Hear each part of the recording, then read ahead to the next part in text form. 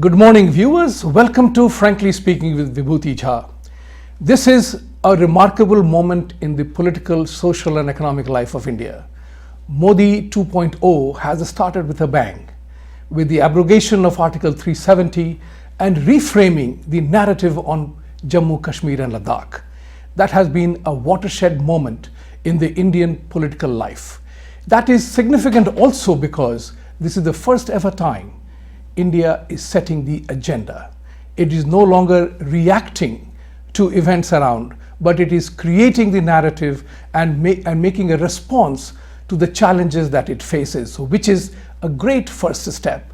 Without going much deeper into my monologue at this point in time, I want to talk to you about a very simple fact that today is a really significant day for me and for this program, that we have Honorable Consul General Mr. Sandeep Chakraborty, who has made it a physical presence in the studio, and for that I'm really grateful to you, Sandeep ji, and welcome to the program. Namaskar. And thank you very much for joining and taking the time out from a really busy schedule to be here with us in the studio. So thank you once again. Now I can call you Sandeep because you are remarkably younger than I am. I can call you Honorable Consul General, and also I can say Mr. Chakraborty. So Mr. Chakraborty, let's begin with this particular thought of mine, is that Modi 2.0 started with a bang, abrogation of Article 370. This was not a political gimmick. It would have been a political gimmick perhaps if he had announced this prior to election, but he did it after the election, after he won a massive mandate to fulfill the agenda of abrogation of Article 370. So tell us about the entire implications of this one with the audience of Frankly Speaking and ITV in this particular moment. Thank you. Namaskar, Vibhuti Ji. It's a pleasure and an honor to be on your show. You said that today was a very special day. I also believe it's a very special day because in a few hours from now, Prime Minister Modi will be landing in Houston today, 21st of September, on his US tour, and he has a very big event in Houston this evening, and thereafter he will be several days in New York dealing with world leaders and business leaders. I believe that the topic that you raised today is very important because it whether we are involved in it directly or indirectly, this will remain at the back of many minds, including that of a leadership, because something very dramatic has happened on August 5 last month, and it was not, I will not say it was unexpected.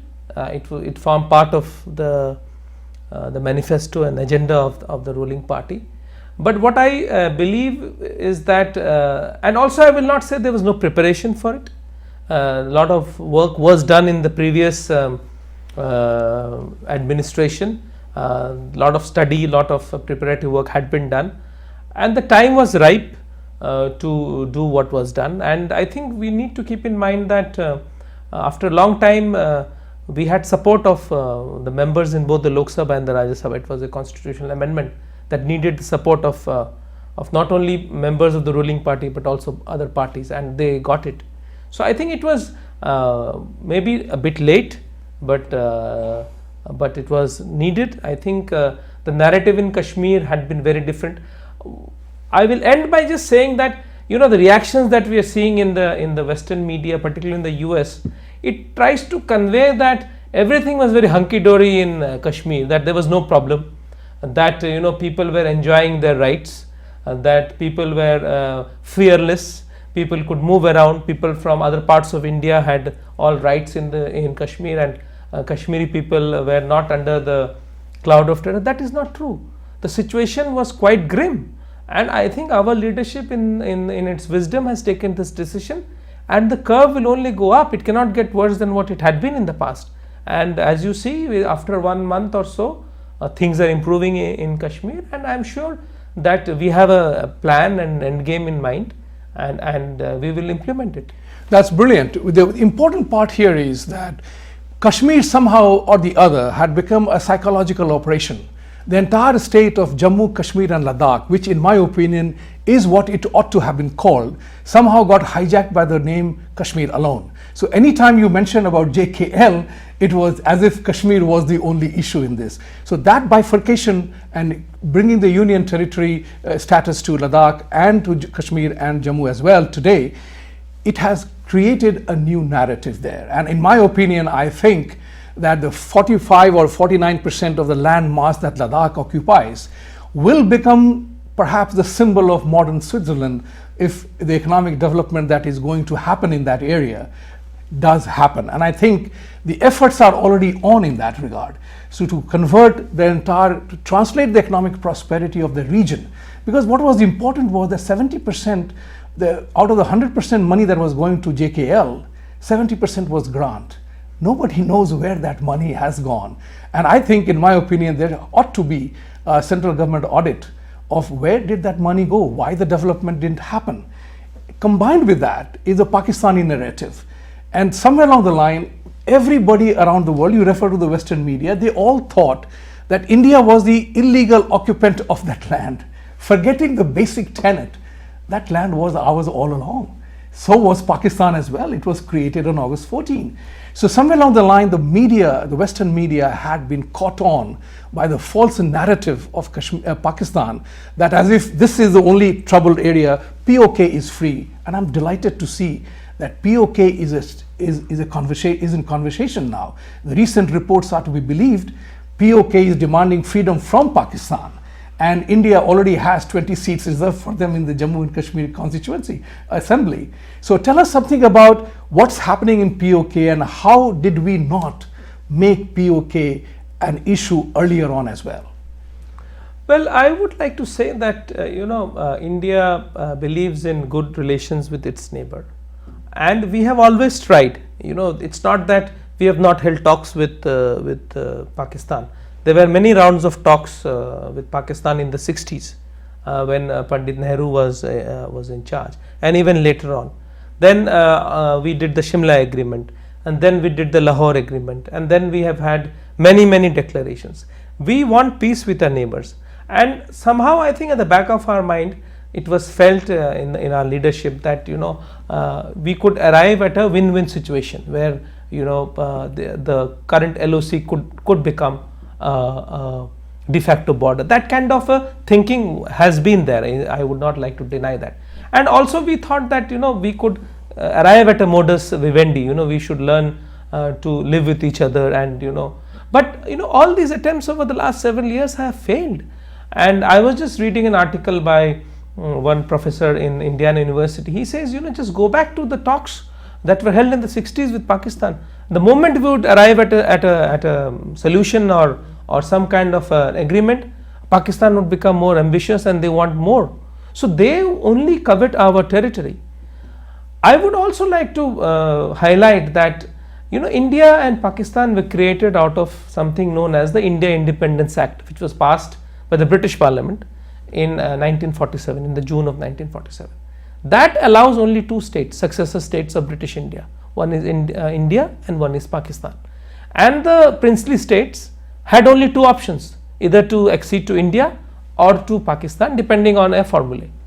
Now the Maharaja of Jammu and Kashmir legally and rightfully acceded to India. Now where is the question of freedom of the people of Kashmir arise? Their right to freedom is within the parameters of the Indian constitution, like the people of Maharashtra have freedom, or people of Nagaland have a freedom, or people of UP or Bihar. Their freedom has to be circumscribed within the parameters of the Indian constitution. That's true. And here is the important part, is the fact that in the annals of this entire history of JKL, as I prefer to call, India has definitely taken extraordinary efforts to normalize relationship with Pakistan. We have fought 4 unnecessary wars, and including skirmishes and intrusions that have happened over a period in time unabated, including Fulwana, which is the last one. This is the first time we are seeing Modi government taking a proactive effort to neutralize that entire effort of our neighbor. And to that end, we have held non-official negotiations with Pakistan, Aman Ki Asha and everything. So India cannot be blamed for not having tried. And to that end, I'm delighted with one thing, that the effort that Mr. Modi is doing is strengthening the entire atmosphere of global relationship, starting from his first term, where the liberal media once blamed him, called him, mocked him as he's an NRI prime minister. But we bear the results today. So what you are saying is absolutely correct, and I totally agree with you that the preparations were on is to create an environment where people were aware and were listening to the Indian point of view, and that's what has happened in this particular scenario. So let's talk about one more thing that bothers me a lot, is that in democracies we find that we have a right of freedom of speech, we have democracies, and we have a right to question the government.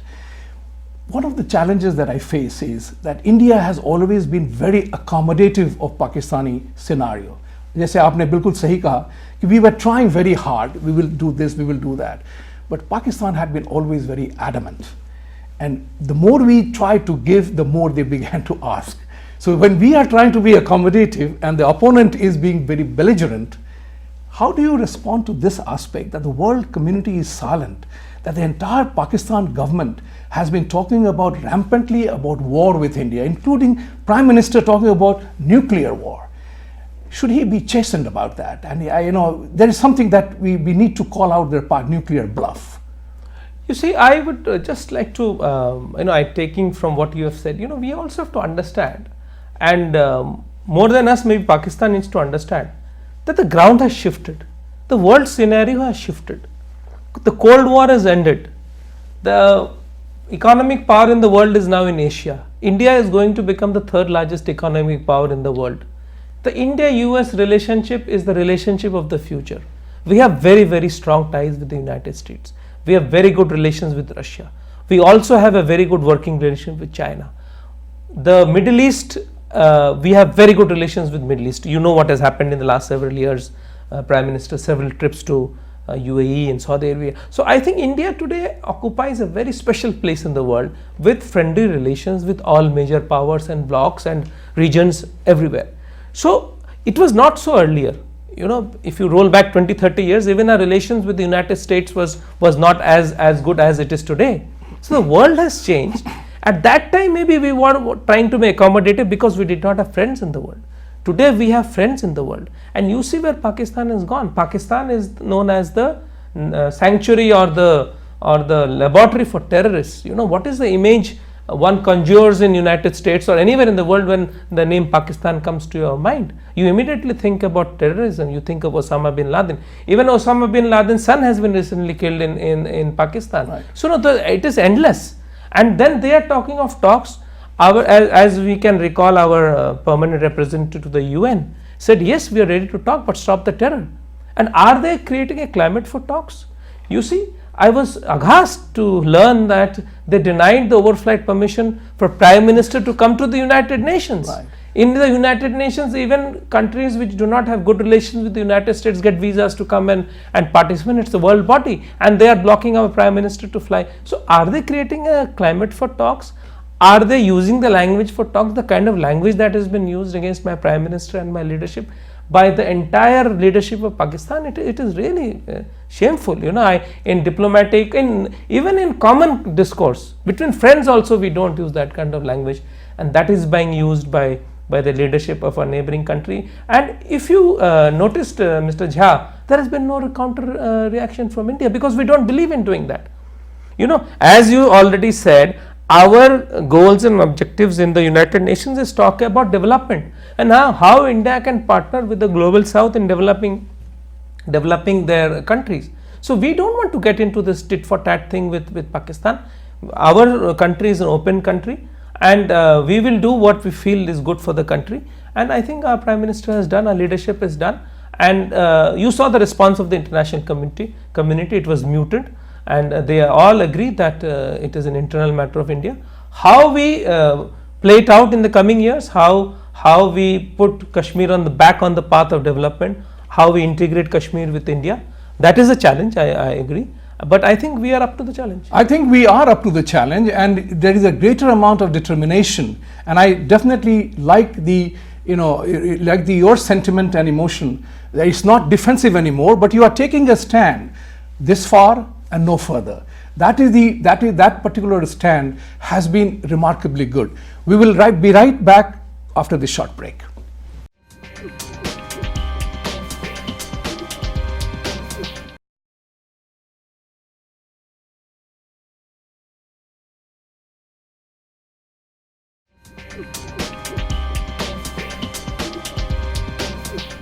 Welcome back.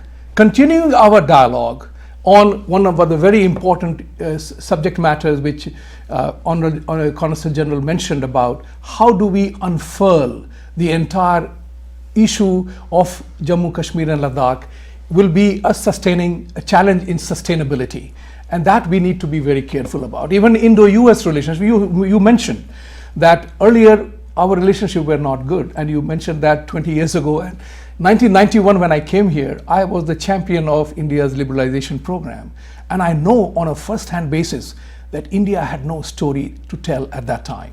Today, I'm very proud to say, and I'm very proud to share with you, that India doesn't need to be sold anymore. People have accepted India as a global entity, as a powerful entity, and to use the basketball jargon, that everybody wants to be like Mike. Mike here is Michael Jordan. I think the world leaders want to be like Modi.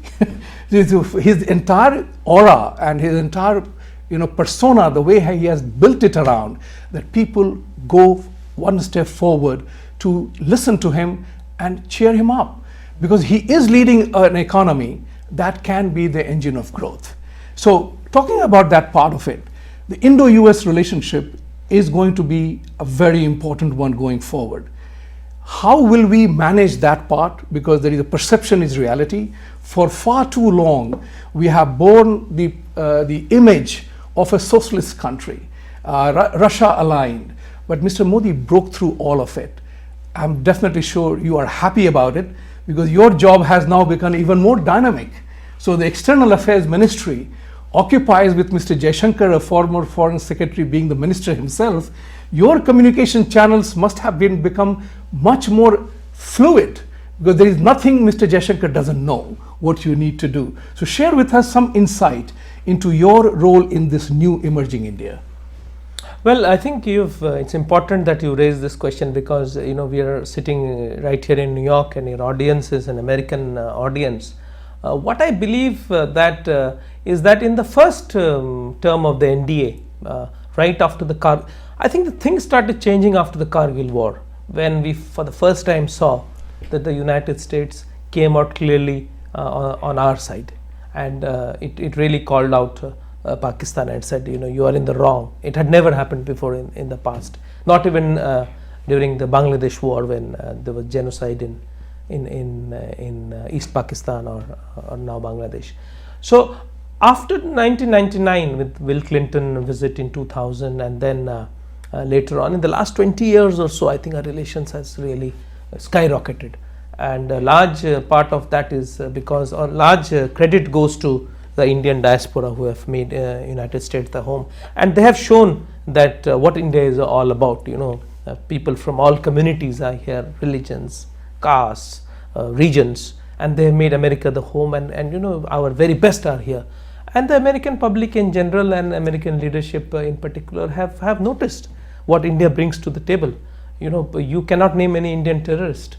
You cannot name any Indians involved, even in the height of ISIS or in the height of what happened. There were very, very few Indians who got involved in these kind of misguided activities, although India has 200 million Muslim population. So our people have a sense of purpose. They know what they have to do. They have leadership, and more important, that they have democracy in the country. So the people who somebody sitting in Jumritalaya or in Bengaluru or in Imphal, he knows that he can vote out his government or vote in a new government.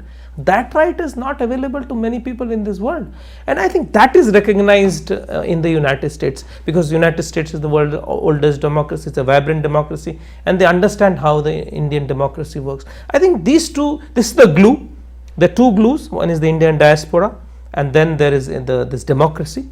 And importantly, India has changed. India is growing fast. India has been the leading economic power in the world as far as growth is concerned, and we have a trajectory. Prime Minister in his first speech announced that his target is to make India a $5 trillion economy in the next 5 years, and we are all working for that. So you are right, our job has magnified and amplified a lot, and he has chosen the right people in the right places, and one of them certainly is our foreign minister who knows this. He knows USA like as he was the US ambassador, India's ambassador to the US. He knows diplomacy, he knows our ministry, he knows every one of us. He knows China too. He knows China too. So he is the best person to head to be the political head of our ministry, and I think in the coming months and weeks you will see how things unfold, and already we are delighted to know that President Trump will join Prime Minister Modi in the Howdy Modi event in Houston.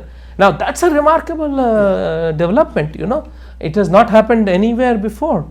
50-60,000 people will listen to the two leaders of the world's largest and greatest democracies. I think it's an unparalleled and unprecedented event. I think it is an historical event. No one has seen this ever before. And if two democratic leaders have to address a crowd, who are these two leaders in the world? It has to be President Trump and Prime Minister Modi. You can't put, I throw a challenge you, can you put anybody else in that on that stage with the same credentials? That challenge, because I know these are the only two people. These are the only two people. You scout the world, there are 199 countries in the world. There could be nobody else who could occupy that platform representing democratic traditions. Right. I think we are very blessed and lucky that we are living in times when this is happening. This is truly remarkable because the Indian narrative has changed, and that was very much required. You paid compliments to the Indian diaspora, which we are part of, and Indian diaspora has played a stellar role, and I'm very proud to be an NRI, because it's only under the banner of NRI, like you said, whether you are from one part of the country or another, we are all Indians. All Indians, we are non-resident Indians. But there is another bigger aspect, is a thing called the unity part of it. And that is something which is really talked about, and I have often mentioned that in our platform here, is that we need to be united. This particular thought comes to me from looking at the 1941 census of the British government at that time.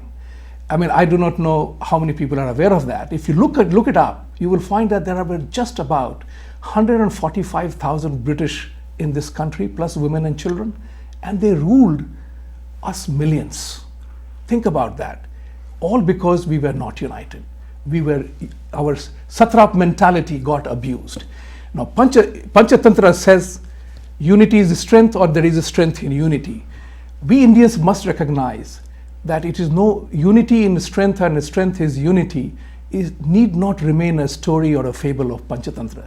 We have to bring it out in our real life. And Indians have to unite, not only in India, but here. And to that end, the Indian diaspora has done a remarkable job.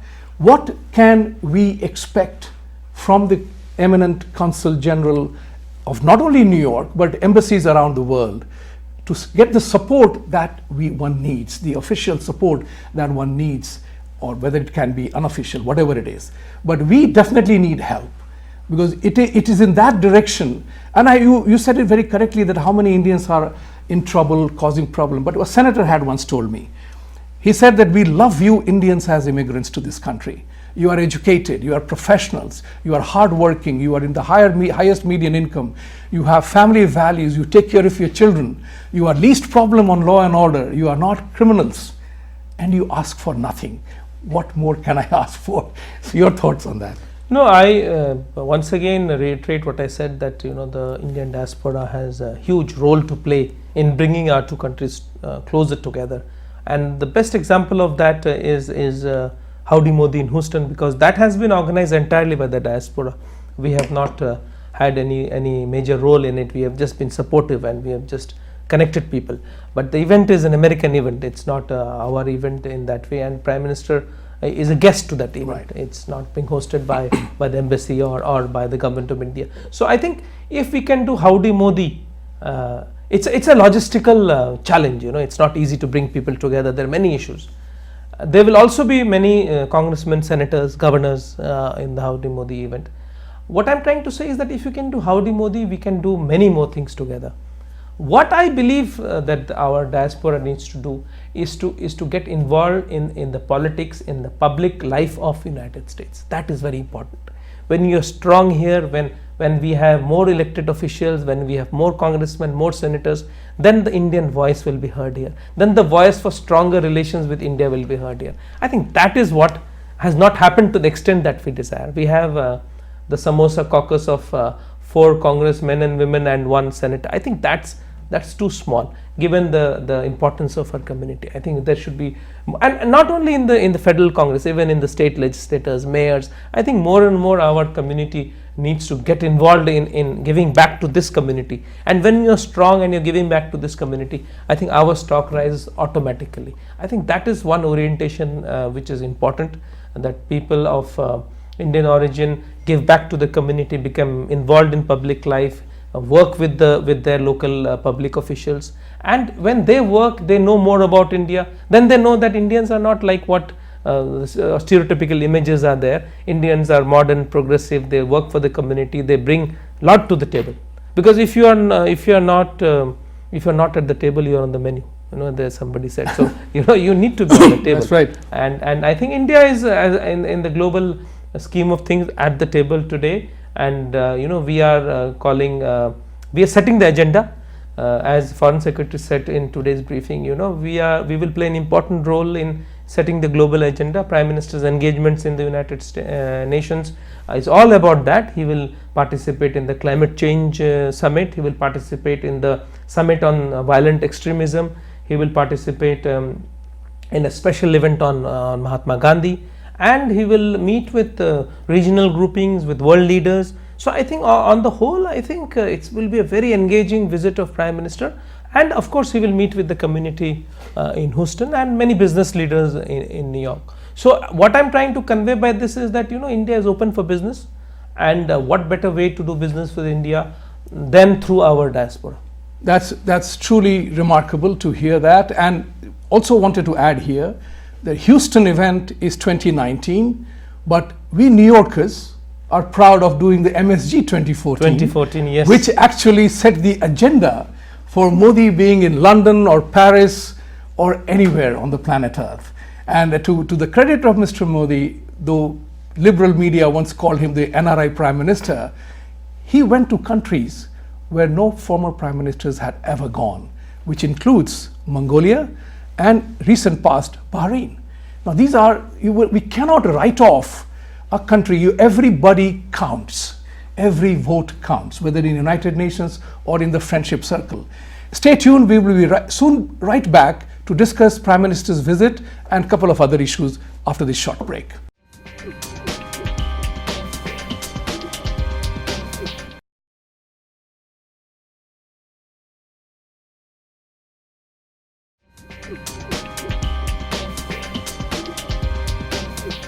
Welcome back. We will now talk about Prime Minister's visit to Houston and his global effort to galvanize the Indian communities living outside. Indian diaspora is one of the largest in the world, living in many parts of the world. United States, Middle East, and to think about it, how Mr. Modi has managed the entire external relationship, that he's honored in Middle East at a peak of the time when the Jammu Kashmir Ladakh issue was really hot and Pakistan was beating the drum as if a calamity had happened. In my personal opinion, what has happened is that Pakistan lost its very cause to be a self-appointed so-called protector of Muslim interests in India. And the Kashmir was the, damru tha unke haath mein, wo chhut gaya unke haath se, that khilona has gone off. And thus, as a result of which, the entire game plan has changed. Of all people, Bilal Bhutto had made a reference, India side of Kashmir ko chodo, POK ko bachao. Now, these things are very important. In this visit, we know that the Pakistani agenda has been to disrupt Modi's visit here. They are hosting a lot of protests. As a matter of fact, in Houston, they have been prohibited from 7-mile distance from the stadium, which is quite truly remarkable, which means their protests are meaningless. And the Western media needs to recognize this aspect. You cannot weaken the very system you are proud of in the name of by anybody. So if there is a reciprocity is required, if you demand freedom of speech, you got to give the freedom of speech. Time has come now for the West, the democracies, the Indias, and the rest of the democracies of the world to demand reciprocity from worlds that come to us, take advantage of our laws, and then foist their own flag on us. That's something which is very important. Kashmiris are safe in India. If 200 million Muslims are safe in India, so are Kashmiris. Let's put it that way. And India has had many successful bureaucrats and political leadership, presidents who have been Muslims. Those who wanted to prosper, they did. Whole Bollywood is dominated by so many ethnic diversities in our country. Talking about that, Prime Minister has made one thing very, very important, and he has made terrorism as a global reality and a global threat. And that is the most important part, that terrorism by anyone destroys human trust. Look at how air travel changed. Look at how the hotel security has changed. That needs to be restored, and that needs to be countered. What do you think? Is the world responding to that challenge Mr. Modi has thrown to them? I think you have raised a very, very important point.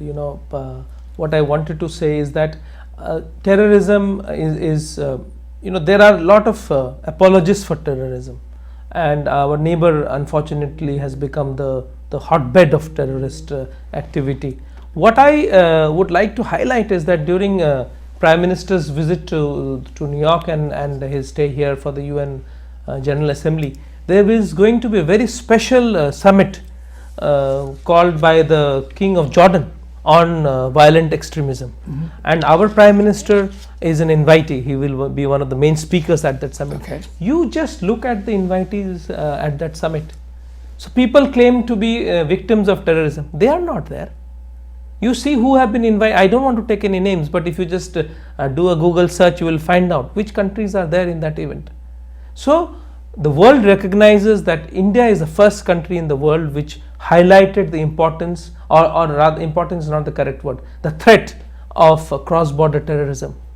And when did the world realize that cross-border terrorism was a threat? Unfortunately, in New York on 9/11 2001. But India had been a victim of cross-border terrorism since the 80s, when groups of terrorists used to cross the border and do acts of terror in Kashmir, also in other parts of India. In the whole problem in Punjab was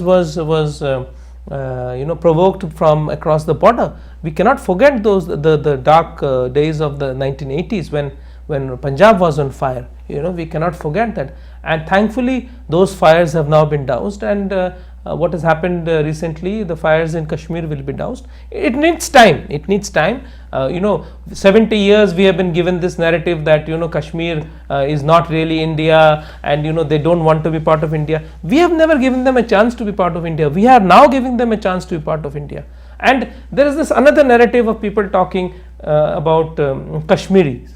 Now, who are the Kashmiris? The Kashmiris are the people who live in Jammu and Kashmir state. Now, they talk of threat to the Kashmiri culture.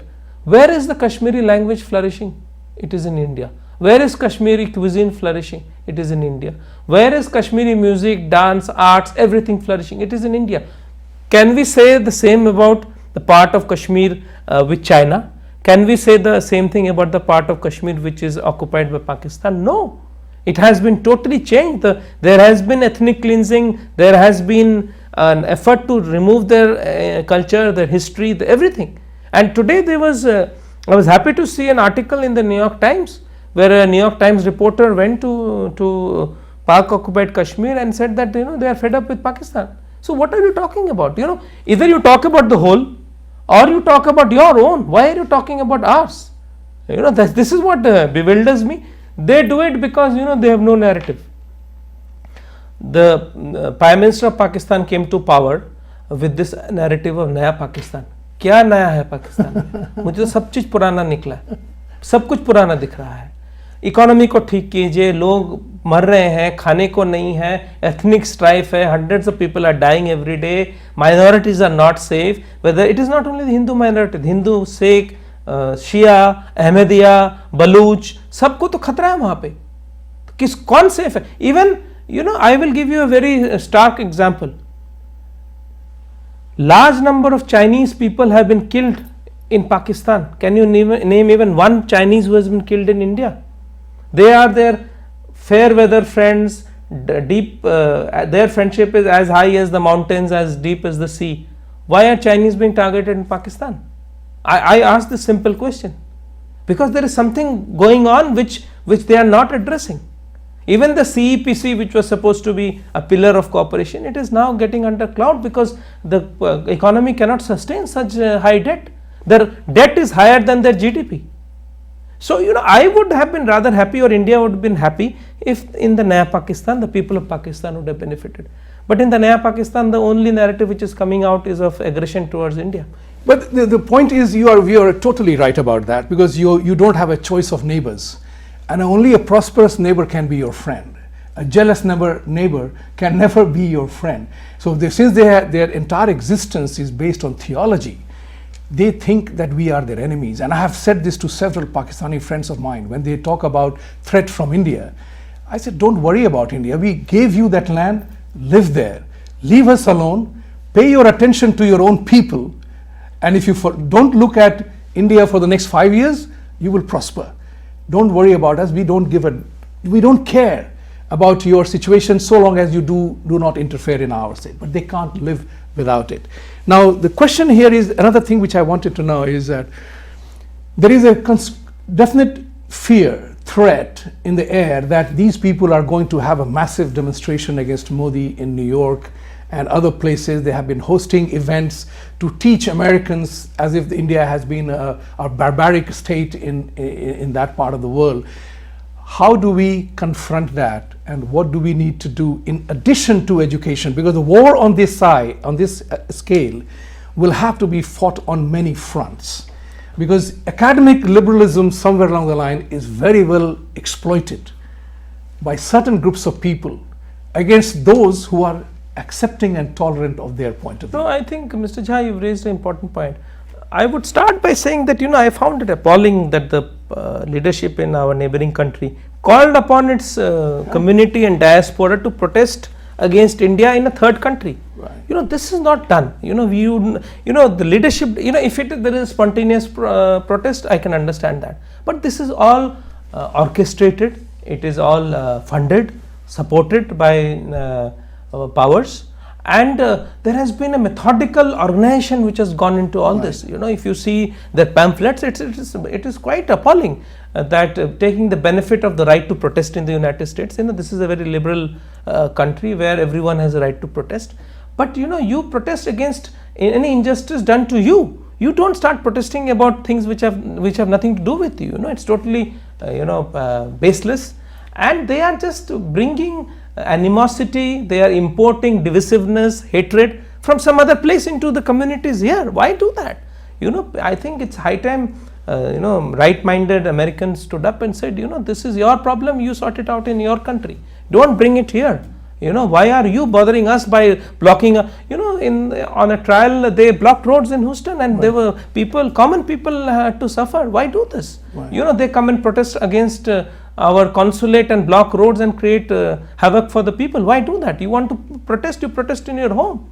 The Indian government is not resident here, or your government is not here. Why are you blocking the roads of American citizens? So I think there is something fundamentally wrong in this approach, and the American people realize it, and I will not be surprised if the response to these calls are lukewarm.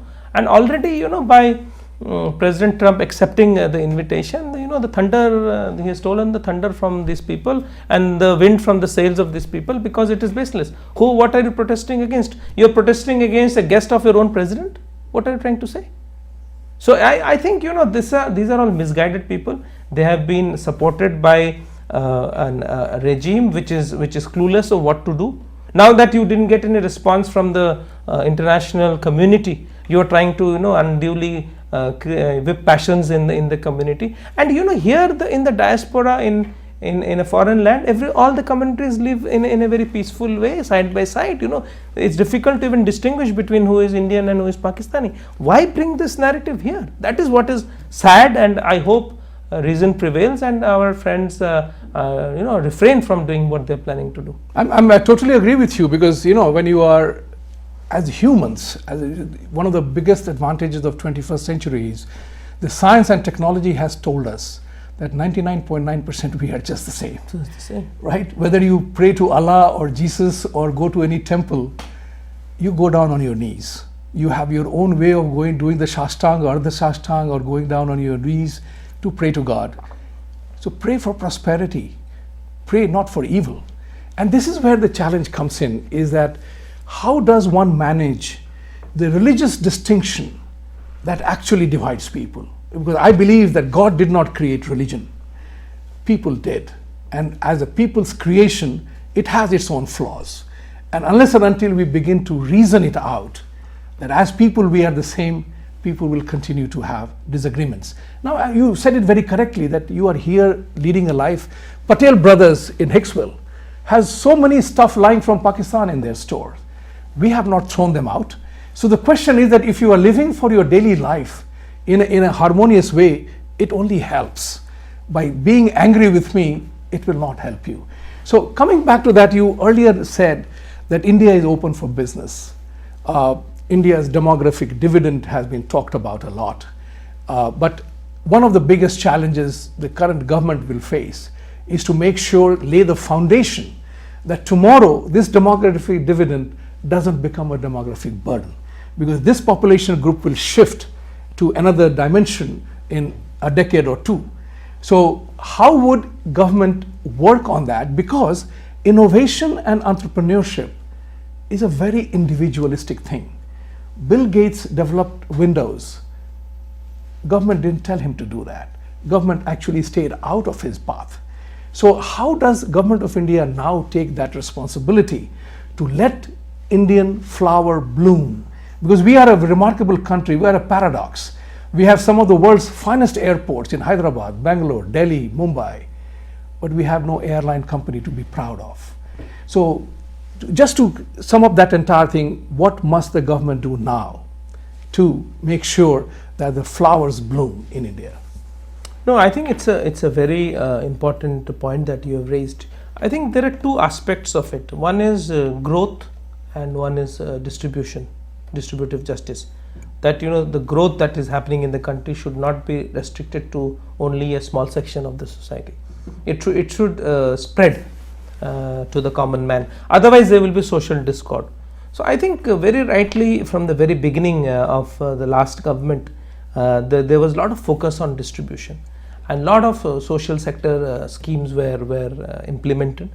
And today that India is on this high track growth because of distribution. The fruits of growth which India has been growing for the last decade and a half or so, from the 2000s. The last government, the last NDA government made sure that people in the villages got the benefit of their growth, whether they got house or a road or a toilet or a gas cylinder. Yeah. That was missing in the Indian growth story. That distribution was missing. Sanitation, Swachh Bharat. Almost all our villages are now covered by sanitation programs. So I think that part was missing. So India was growing, some people were getting very rich and affluent, but it was not trickling down, into our villages. So if you go to our rural areas, you will find a very different India today. Things have changed. I have lived and traveled in rural areas, and I have seen it myself. I was in India in June, and I saw the transformation, and I spoke to people. He says, yeah, we have benefited. The telecommunications, mobile phone, the Jan Dhan accounts. So people who did not have anything, identity, the most important thing, people in the rural areas and many in the urban areas did not have an identity. You could not put a face to a name. Today that is happening. So I think, and some far-reaching reforms like GST, I think the base has been set for high growth in India. I agree with you that the demographic dividend will not last forever, but I think we have a long window. Yeah. And I think this focus of my government on growth, on foreign investment, Prime Minister Modi is coming here. There's a big round table with CEOs, and he's meeting large number of CEOs, American CEOs who are invested in India, who want to invest more and more in India. And investment creates jobs, and jobs then help a distribution of income. So I think it's a pathway which is well known, and the focus will be on growth and on distribution, and I think we can do both. You cannot only grow and then have these islands of prosperity and in a sea of misery. I think what we have to do is to create a sea of prosperity, and I think we are working on that. And there has been a deceleration in our growth rate, but I think that is because of some of the measures that we took to change and reform the economy. And I'm sure that in the coming quarters, the Indian economy will jump back to where it should belong, and maybe accelerate even more. Thank you very much. This is a very important point, because Indian economy needed to go on what I call the weight loss program. It is very easy to do wrong things and put on weight. Try losing a kilo, and then you know what it is to lose weight. So in that perspective, a lot of structural reforms were required if you want to do certain things, and those things have been put in place. Current deceleration of the economy is not India's alone, but it's a global phenomenon because of certain geopolitical events happening around the world. So it's not that India alone is happening, but India will have to deal with it in its own way, and I suppose they will. As it always is, a conversation has to end at some time. I'm really grateful for you for coming today, Honorable Consul General, and I hope you will come again, because the issues are lots. There is a lot to talk, lot to inform, and lot to share. With these words, have a great weekend, have a great success of Prime Minister's visit here, and see you again next week.